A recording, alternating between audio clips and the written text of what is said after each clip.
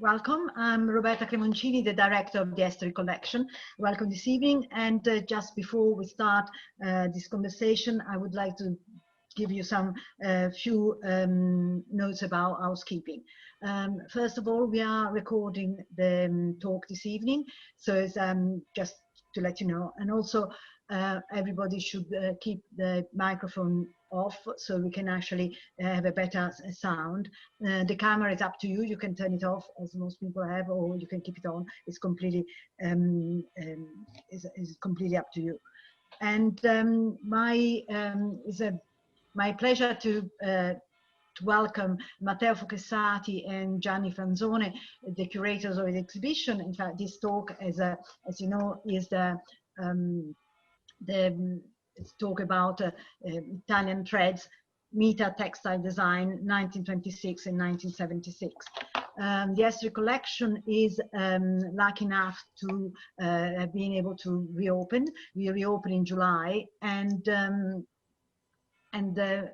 we hope that most people will be able to come and visit the museum. Obviously, it's not as easy as it was before. We are now asking people to book online, but you can go very easily on our website and buy or book your tickets online, either for members or not members. I don't know, this evening most people probably are members.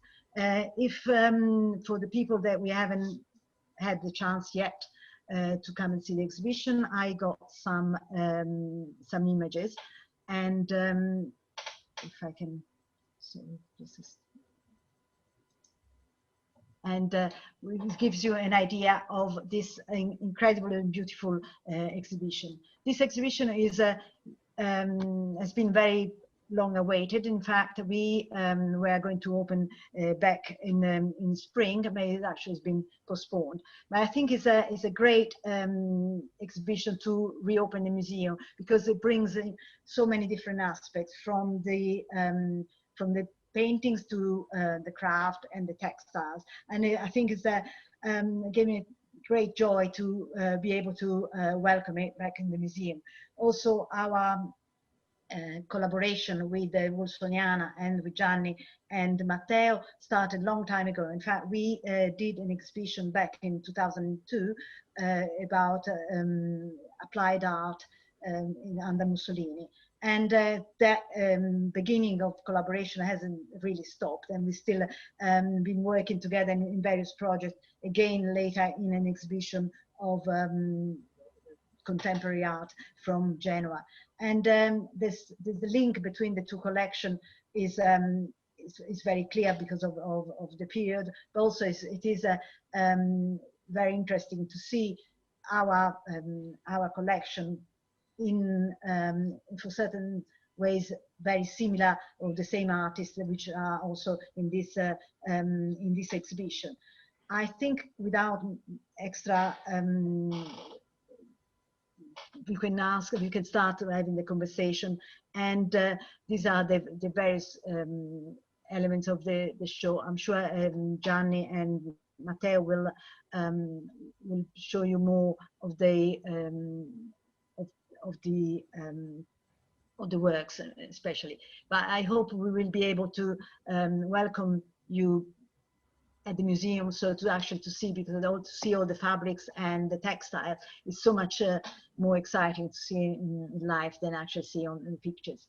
But maybe we can start with the general question: how this collection on the archives of MITA, which stands for Manifatture Italiane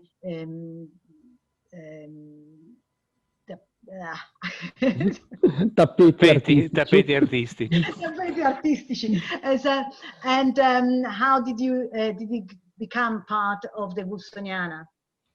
Okay, Gianni, can I reply to this? I can answer. So good evening to you all, and thank you, Roberta, to invite us to share the exhibition with your public.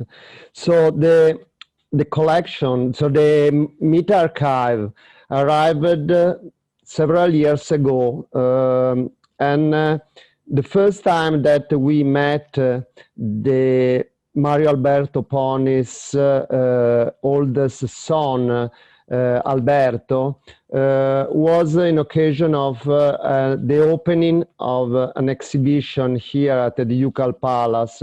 And this exhibition was devoted to Lele Luzzati. Lele Luzzati was one of the most important collaborator and friend of Mario Alberto Ponis, the founder of the MITA. And in that occasion, Gianni and me and Silvia, who was at that time the other curator of the Wolfsoniana, we went to this exhibition with Mickey Wolfson, the founder of the Wolfson collection and the Wolfsoniana.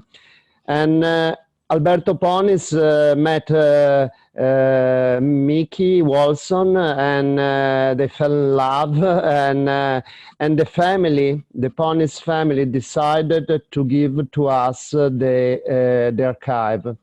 At the beginning, we worked with this archive, and we began to cataloging and to study this huge archive that includes tapestries, rugs, textiles, sketches, drawings, but also a lot of documents related to the activity of the factory.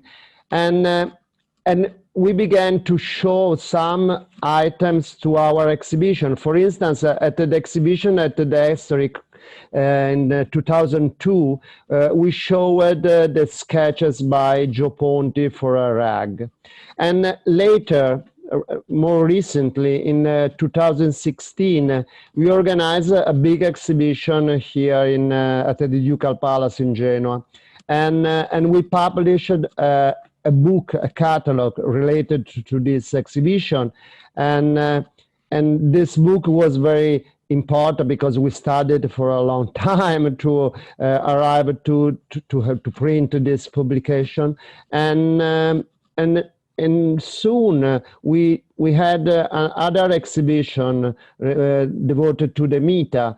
One was in Sanremo, that is the west coast of the Riviera, Ligurian Riviera, and then to the Samugeo is in Sardinia, is the Regional Museum of Textile. And 2 years ago, we had an exhibition at the Wolfsoniana in Miami with other American cousin, and now we are in London at the Estorick. But any exhibition is different. We try to show to a different public, to try to understand the feeling of the new public, and to present the complexity of this archive. We introduce who was Ponis, and how did it become such a name in the manufacturing, and how yes, the story, which I think is a great and fascinating story, a part of the wonderful works of art that come out, but actually his story is from his passion for this kind of materials. Mm-hmm. And when there is only a small detail to remember regarding the connection between MITA and Wolfsoniana, because all the adventure of MITA began in Nervi, which is a seaside resort near Genoa, and the Wolfsoniana has its headquarters really in Nervi. So probably there was something destiny written, because it's important, because everything is very connected with Nervi, this wonderful seaside resort, now a portion of Genoa. And Mickey Wolfson lived in Nervi at that time. Yes, yes, absolutely. Okay, Gianni. Tell the story of Ponis. Okay, so I just to introduce you to this adventure. And before everything, it's essential to know the guy. So Mario Alberto Ponis, who is the inventor, the creator, the real soul of the MITA, Manifattura Italiana Tappeti Artistici. Here we have some pictures of him. This one is when he was a student in engineering, and then this one when he was in the First World War, because he was a pilot in Italian aviation. As you can see in these two other pictures, he is Mario Alberto Ponis during the First World War. And this image is almost interesting because is Mario Alberto Ponis in Alassio. Alassio on the western coast of Liguria. We are in 1924, so 2 years before Mario Alberto Ponis founded MITA. And which was the project of Mario Alberto Ponis? Mario Alberto Ponis had nothing to do with textile, with carpet, with rugs and so on, but he decided to create this manufacturer to produce hand-knotted rugs on following the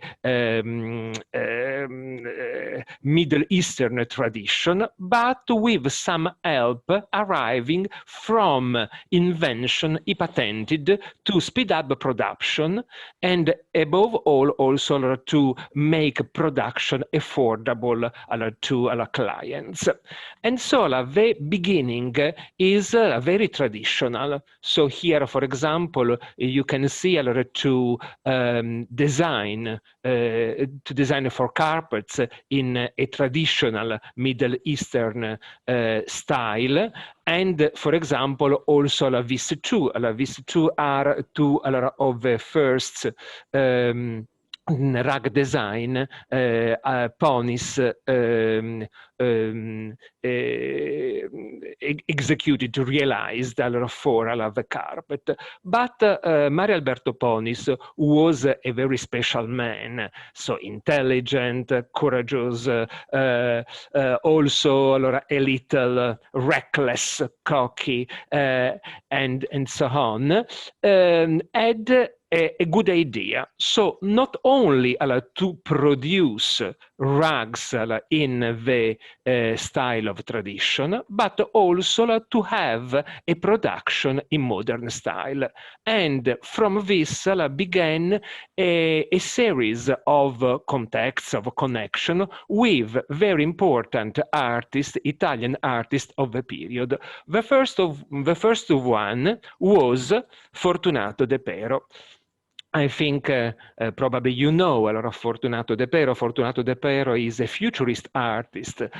He created with his wife in Rovereto in northern Italy a casa d'arte futurista, so a futurist atelier in which he produced tapestries that he exhibited, for example, in 1925 in Paris at the exhibition of the International Exhibition of Decorative Industrial Arts, but also at the Biennale in Venice in 1925. And De Pero designed some sketches or drawings for Mario Alberto Ponis and for the modern line. For example, here you can see the famous bolted book by De Pero. He gave a copy, he gifted a copy to Mario Alberto Ponis. And these are other sketches of De Pero for the MITA rugs. No one has been traced, but in April 1930, on the magazine La Casa Bella. There was this image with a furniture piece designed by Oscar Sacorotti, and the carpet is a carpet designed by De Pero and executed by MITA. Here we are at the very beginning of the story, because here we are in 1927, 1928, because then the relationship between De Pero and Ponis broke up because De Pero went to New York from 1928 to 1930. But Ponis had many other contacts with other architects, with other designers, and so on. And one very important was with a Genoese architect whose name is Mario Labò. And it was important for many reasons. The first one was because Mario Labò introduced Ponis to many artists who worked for Ponis for a long time. So also, and Matteo will tell you later, also in the 50s and the 60s, these artists, Oscar Sacorotti, Fausto Sacorotti, Paolo Rodocanacchi, and so on, worked with MITA in the 50s and 60s. The other reason important was because with this connection, Mario Alberto Ponis understand that he wanted MITA have its own production, not only to execute design done from other artists or from other professional, but also to have its own production.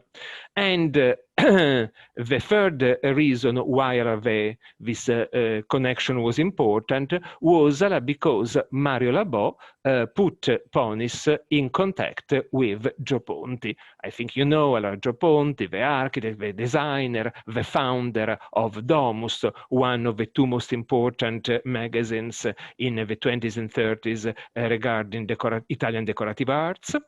And so this is the reason why this connection was so important. Here you can see which kind of modern rug design Labò and Ponis executed. You can see there is a very simple geometric pattern with bright colors.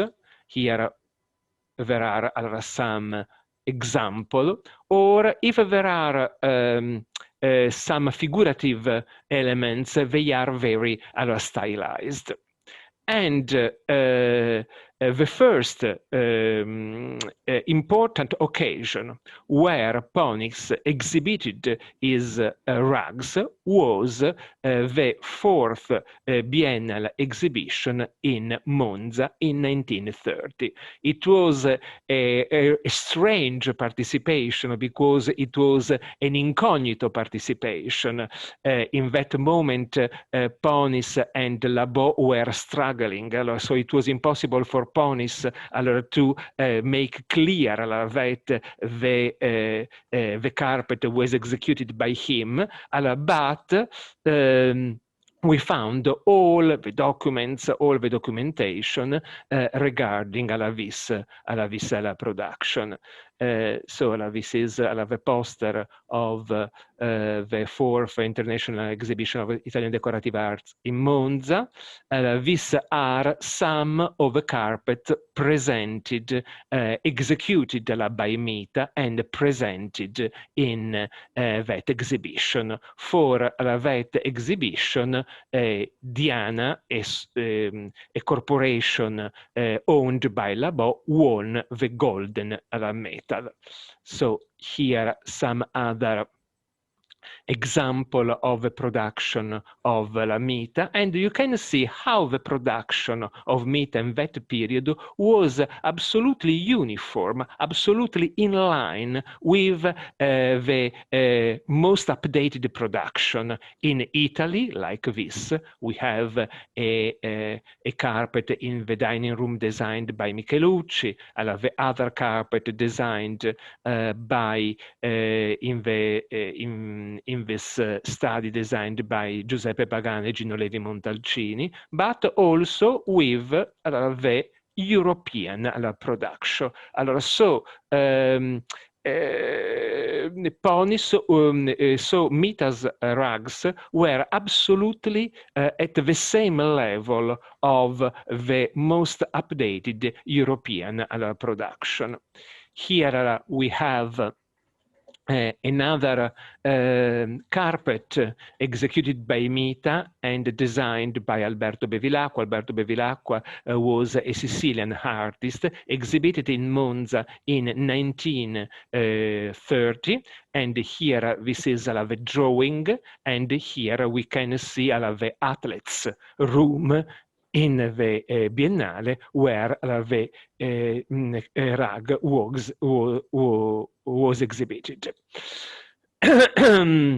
Not only geometric and abstract pattern, but also figurative patterns, but in a modern way. This is the famous sculptor Arturo Martini, who designed some tapestry, some rugs, for MITA. This is the acrobats. You can see the design and the period image. These are two other designed by Arturo Martini. And Ponis was also not only an inventor, not only an entrepreneur, but was also a collector. The following are some ceramic pieces belonging to his collection, and these ceramic pieces have been designed by Arturo Martini, and these are something other. In the same stylistic atmosphere, there is the rugs designed by Gigiotti and Zanini, but probably before the Second World War, the most important link, connection of Mario Alberto Ponis is Gio Ponti and the other architect belonging to the so-called Milanese Novecento. Here we have some of the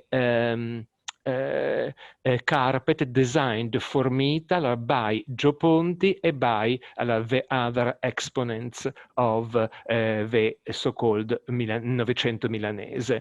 Tommaso Buzzi, you can see always this geometric pattern, but with all this decorative repertoire of fluttering banner, of flowers, plants, and so on, which give to this object this idea of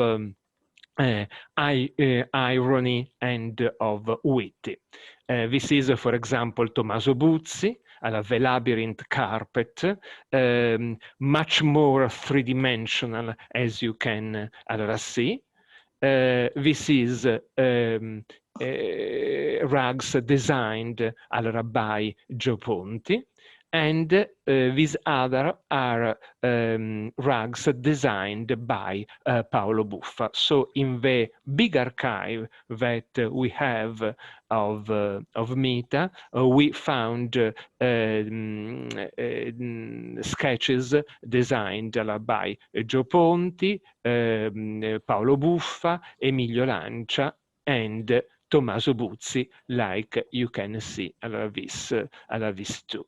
And this is people who we will come to see the exhibition. We will see these famous carpets, chairs that Gio Ponti designed in 1934-35 for MITA. And is interrupt you? exhibited. Yes, absolutely. No, 1 second. I only want to say, obviously, you show us all these wonderful images and pictures.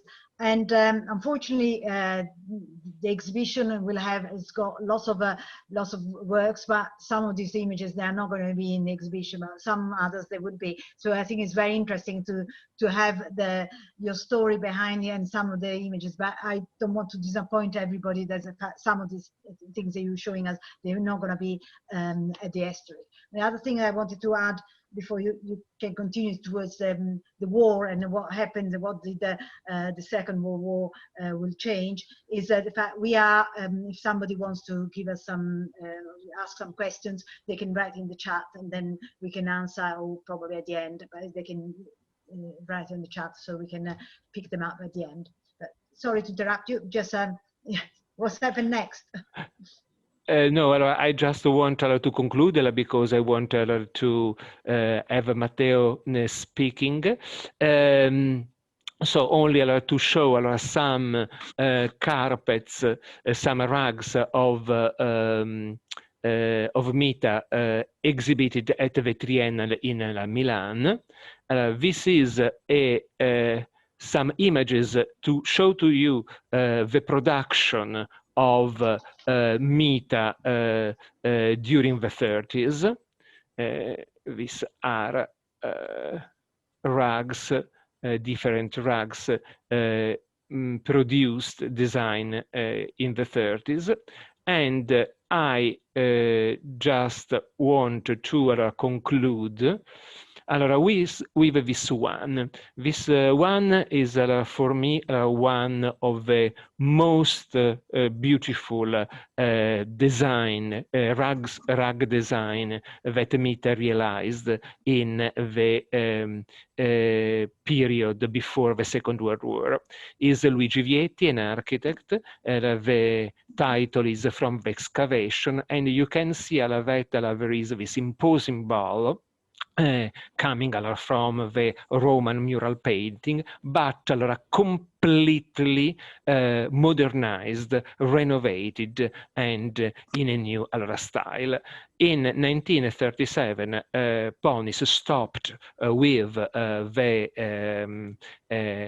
creation of carpet because he patented some devices for aviation which were used during the Second World War. And then now to Matteo regarding the second portion of MITA's life. Thank you very much, Gianni. We would have loved to ask you lots of questions or go in many more details about all this relationship with these artists. And it's fascinating how the artists followed all these various trends and things. But I think it's what one thing that's sort of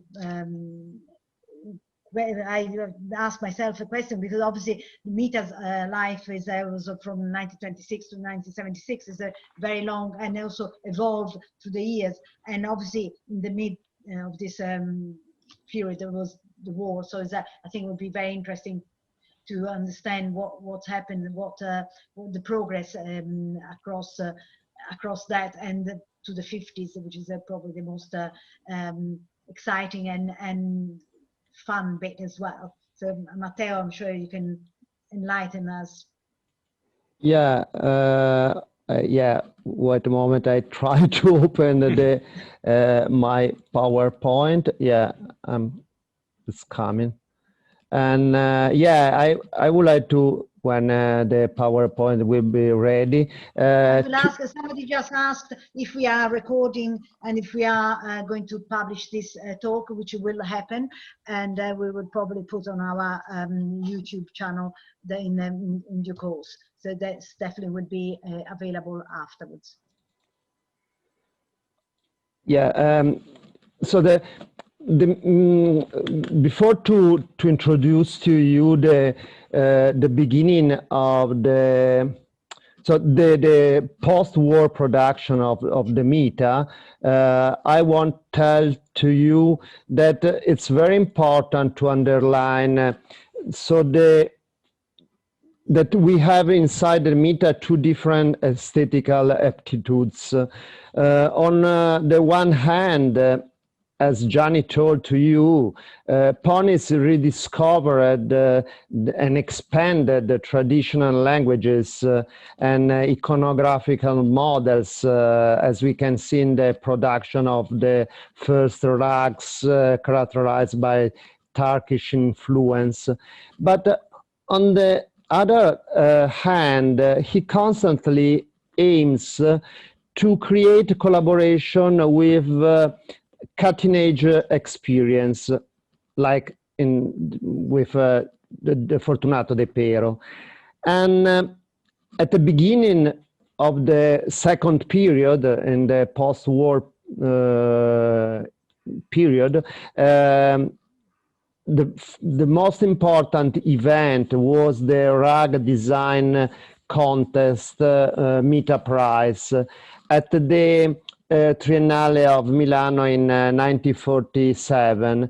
So this exhibition was originally scheduled for the 1943 Triennale of Milano, but was postponed due to the war. And the competition was I tried to open more, but it's not possible. Okay. The competition jury was included the architect, the rationalist architect Piero Bottoni, the artist Aligi Sassu, and Ponis himself. And they decided to split the prize between three artists. One is Antonia Campi, is this one. The other one was Sozzas, Ettore Sozzas Jr., that is an important artist, and then Lida Levi. The other most important peculiarity in the MITA production that is really important to underline is that Ponis had always strong relationships with the artists and with his collaborators, and sometimes they became a strong friend, great friends of him. It's the case of these two artists, Oscar Sacorotti and Emanuele Rambaldi. Gianni showed to you some drawings for rugs executed by Sacorotti and even by Emanuele Rambaldi. And here you have two pictures by them. And these two artists participated in this period. Sorry, in the 1950 to this exhibition, Italy at Work, her Renaissance in Design Today. This exhibition was inaugurated in 1950 at the Brooklyn Museum and showed 2,500 works of decorative art, Italian decorative art. It was so the mission of the states to promote our economy in the post-war period. And Sacorotti and Rambaldi participated to the exhibition. Another important collaborator and friend of Ponis was Enrico Paolucci, that you can see in this picture. And Paolucci made textiles, so designed drawings for textiles, carpets, but especially tapestries, always with stylized composition, with recurrent motifs like docket boats, sea villages, Mediterranean plants, fishes, as you can see in this boat tapestry. And here I want to show you a comparison between the work by Paolucci in the textiles, in the MITA production, but in his painting production of the period. And he made tapestry like this famous landscape of Liguria, but even he designed scarf, I mean foulard, for the women, for the ocean liners. And we will talk later about this argument that is very interesting and fascinating. The best friend of Ponis was Emanuele Luzzati. So you remember that I told to you that we met the Ponis family in occasion of an opening exhibition here at the Ducal Palace of Emanuele Luzzati. Mario Alberto Ponis met Emanuele Luzzati in Nervi, of course, at the Nervi Botanical Park during a staging of the William Shakespeare, The Merry Wives of Windsor. Luzzati worked on the scenography and costumes and became to be the most important collaborator of Mario Alberto Ponis. Here you can see Emanuele Luzzati in the factory, and also some ceramics that you can see, they are on display at the Estorick, that he made in Albissola in around 1951. And he created this glazed terracotta that he donated to Luzzati, and this terracotta was showed in the MITA factory. But here, for instance, you can see the one design for a textile, for a fabric, and also the picture, the interior of the factory, and on the easel you can see the sketch Auprès de ma blonde drawing by Luzzati. As like Paolucci, he designed also scarf.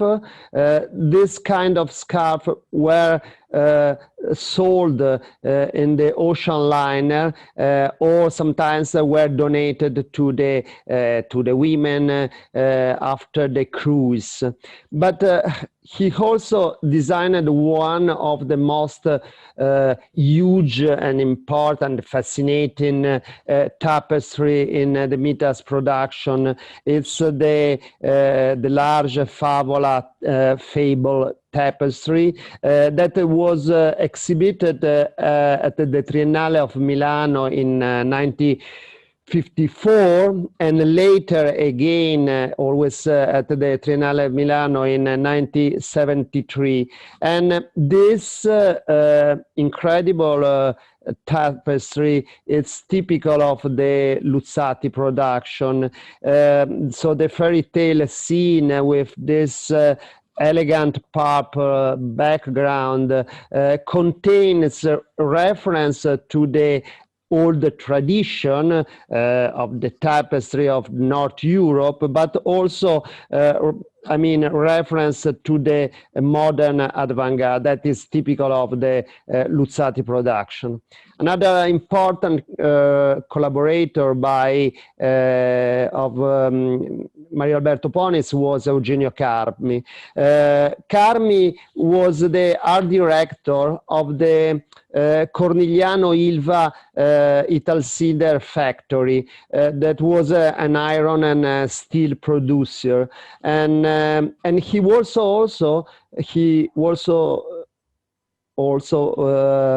the director of the Galleria del Deposito, a cutting-edge exhibition space in Genoa that was dedicated to serial design products and artist multiples.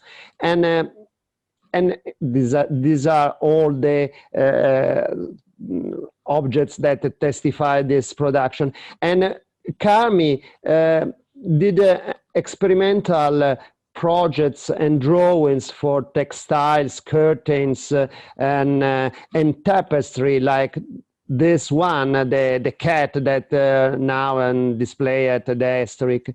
And he also worked for the ocean liner. For instance, this is the drawing for a curtain in for the coastal line that we will see later. And then we have also Emilio Scanavino, who was a very famous artist of the period. He was one of the member of the group of the artists of the Informel, Italian Informel, and he made some sketches and drawings for artistic panel. I mean, Ponies from since 1958 began to create limited edition of photo-engraved panels that represent an update of a Genovese tradition, that is the mezzaro, this one. This is typical of the Genovese production of the 18th century. Is this textile you can find in any Genovese apartment. And Ponies tried to renovate this tradition, and he signed the contracts with all the artists that I showed to you to create these limited editions of photo-engraved panels that showed at the beginning in Genoa in 1958. These are pictures of the exhibition, and he worked with Rambaldi, of course, Sacorotti, Scanavino, but also we had panels designed by Paolucci, like this one, and again another designed by Paolucci, and one on the top designed by Emanuele Luzzati, who is also the author of this design drawing for a table towel.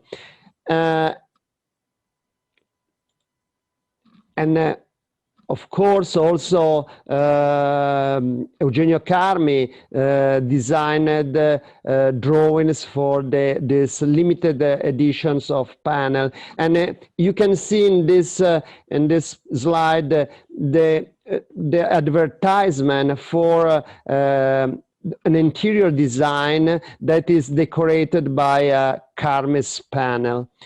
Scanavino designed huge panels, and any panels, it's limited editions, but it's autographed by the artists. And this was important because you can have not a painting of this artist, but a limited edition of his work.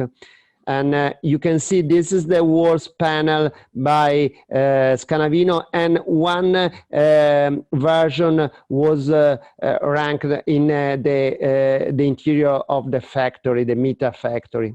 Other panels by Emilio Scanavino, and these panels was later displayed at the Galleria Vigna Nuova in Florence in 1928, and in February 1929 they were showed in Caracas at the Fundación Mendoza.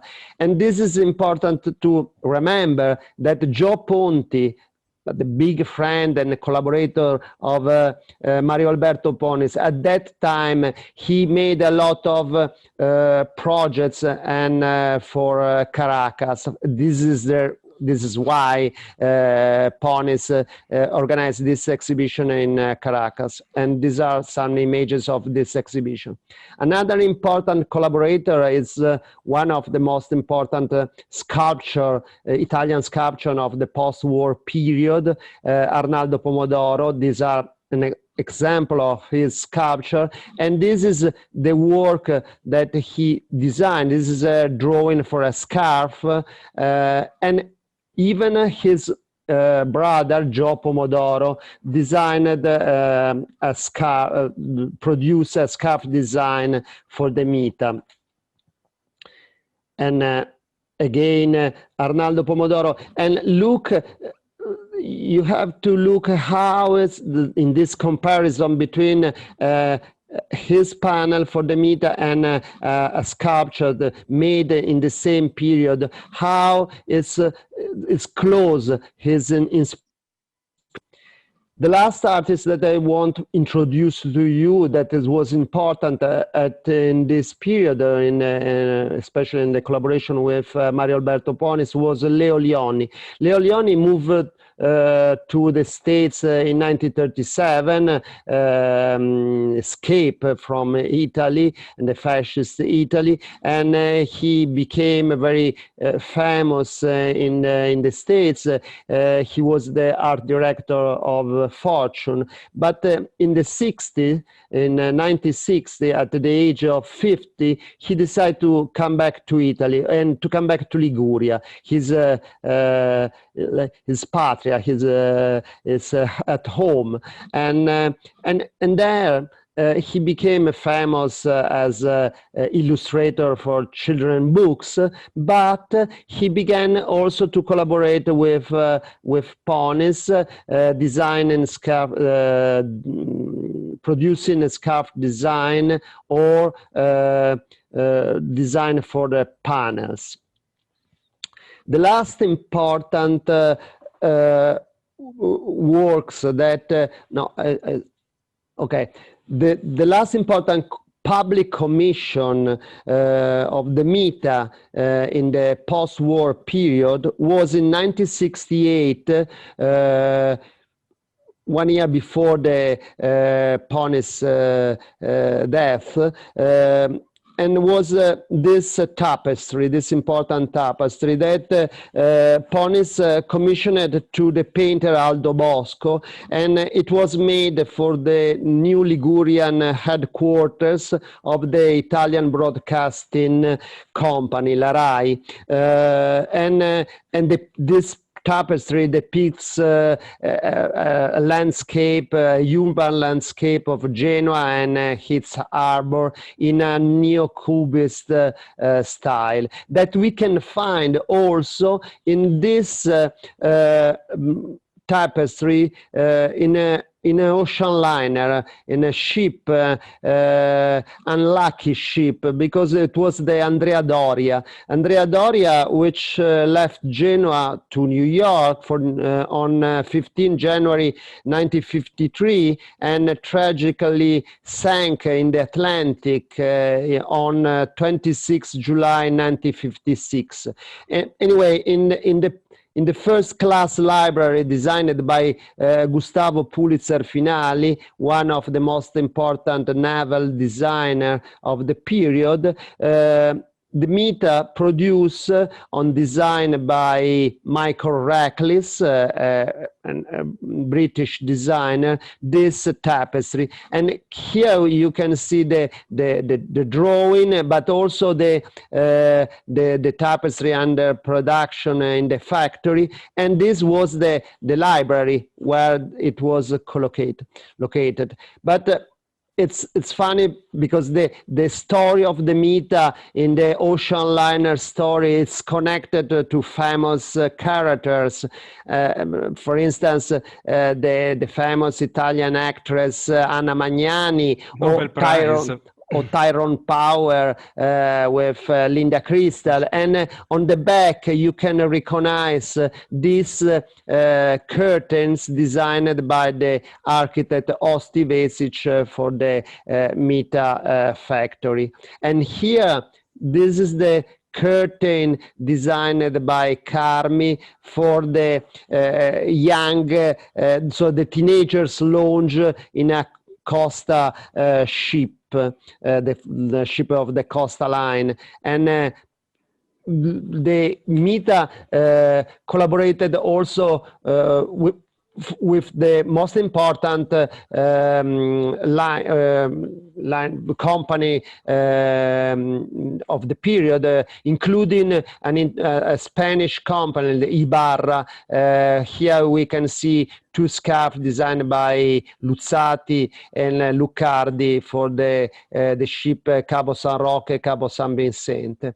The last important commission tapestry made by the MITA for the ship of the coastal line, were designed by Lele Luzzati. And here we have the sketch of the flauto magico and the sketch for and the tapestry La Gazza Ladra, inspired by Rossini, that he made for the two ships of the coast.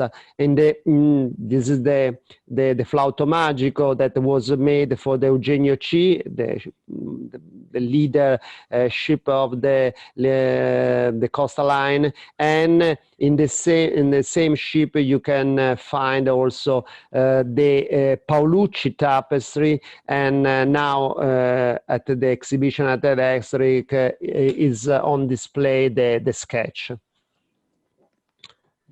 Thank you very much. I think it's so many so fascinating themes, and I think probably it's quite late for us to continue the conversation. If anybody's got any questions, I will be maybe I'll show again some of the images from the exhibition, if anybody wants to ask any questions. But otherwise, my next thing to say, that obviously this gives such a small idea in comparison to see the work. And I, despite I've seen them before they arrived to the Estorick, went to Genoa, but is the joy that you get when you open the packages and see some of this tapestry, because they have the very much the 3D effect, which is absolutely wonderful and exciting, much more than the you can see on the picture. But if you cannot make it to the Estorick, we do have a lovely little catalogs which you can buy either in our shop or online. And again, you can book online, and obviously it's great for us to be able to do these talks, and also because we have so many people that have been supporting us through this period, also with continuing to be members. Probably this evening we have lots of members, but also with donations, and hopefully we'll be continue with the exhibition until after Christmas, and maybe even before, because there are so many themes and so much excitement that comes from this, that we hopefully will be able to get many more people to the museum.